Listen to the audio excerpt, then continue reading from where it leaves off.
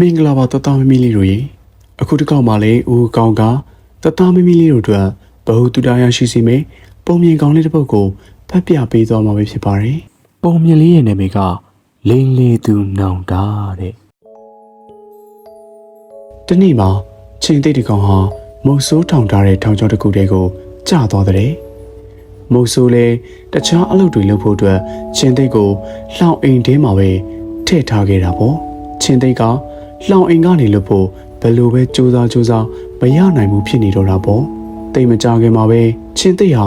လမ်းလျှောက်လာတဲ့မြေခွေးတစ်ကောင်ကိုတွေးလိုက်ရတာပေါ့ဒီလိုတွေးလိုက်တော့မြေခွေးကိုချင်းသိကလှမ်းပြောတဲ့ဟေးမြေခွေးမင်းငါ့ကိုလွတ်ပြပါလားကွာမင်းငါ့ကိုလွတ်ပြမယ်ဆိုရင်ငါကျေးဇူးရမ်းတင်မိမှာမြေခွေးကလည်းချင်းသိကိုအခုလိုပြန်ပြောပါတယ်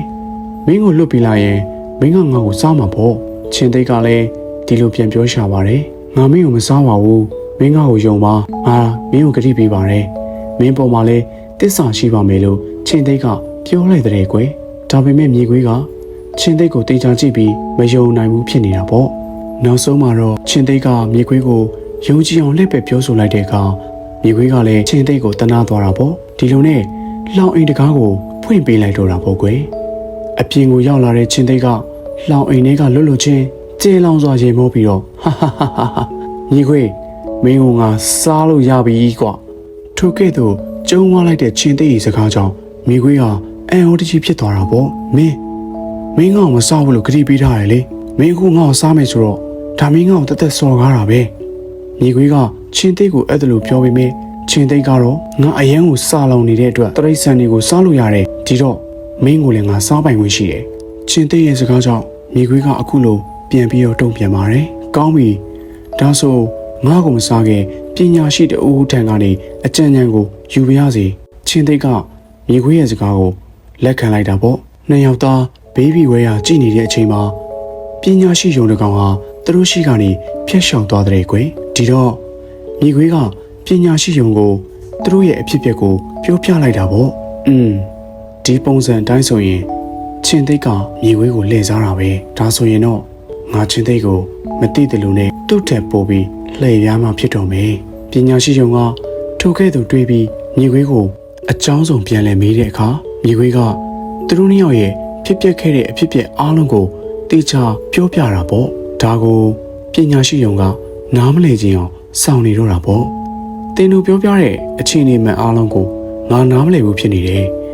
ဒါကြောင့်အဖြစ်ဖြစ်အားလုံးကိုငါအစာဆုံးမြင်လိုပါတယ်ပြန်ပြီးတော့လှုပ်ပြနိုင်မလားပညာရှိယုံရဲ့စကားကိုချင်းသိကလှောင်တာပေါ့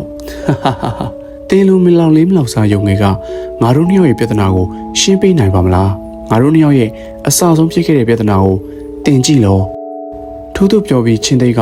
လှောင်ရင်ထဲကိုဝင်ပြလိုက်တာပေါ့ကွယ်ချင်းသိကလှောင်ရင်ထဲကိုရောက်ချင်းမှာပဲပညာရှိယုံကလှောင်အိမ်တကားကိုပိတ်ချလိုက်တော့တဲ့ကွယ်ဒီတော့ချင်းသိလည်းမုတ်ဆိုးကြီးဖမ်းတဲ့လှောင်အိမ်ထဲကိုပဲဒုတိယကြိမ်ပြန်၍ပိတ်လောင်ခံလိုက်ရတော့တာပေါ့ပညာရှိယုံကချင်းသိကိုကြည့်ပြီးတော့ထိုကဲ့သို့ပြောလိုက်ပါတယ်တင်းရဲ့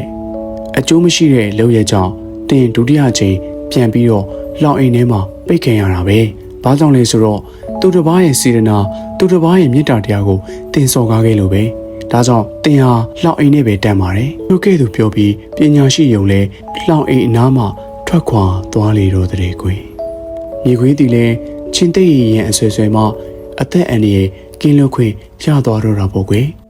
ကဲတသားမမီလေးတို့ရေအခုလိုပုံမြင်လေးကိုနားထောင်တဲ့အခါဘသူမှန်တယ်ဘသူမားတယ်ဆိုတာတသားမမီလေးတို့လည်းသိလောက်ပြီးထင်ပါတယ်တပားသူကကိုယ့်ကိုအကူအညီတောင်းတဲ့အခါကိုဟာငင်းနဲ့အုံနှောင်းနဲ့ရှင်ပြီးပေးတဲ့မပေးတဲ့သူတို့ရဲ့အခက်အခဲကိုကူညီတဲ့မကူညီတဲ့ကိုလည်းစဉ်းစားချင်းချင်ရမယ်နော်ကိုကိုအန်နေပြုမဲ့သူလားကိုကိုဒုက္ခရအောင်လှုပ်သွားမဲ့သူလားဆိုတာကိုလည်းတသားမမီတို့ကချင်းချင်းပြီးကူညီပေးရမယ်ထို့ကဲ့သို့ဝေဖန်ပိုင်းခြားတတ်တဲ့အသိဉာဏ်ကိုလည်းတသားမမီတို့မှာရှိသိရှိထိုက်တယ်လို့ဦးကောင်းကအမှားစကားပါပါရစေ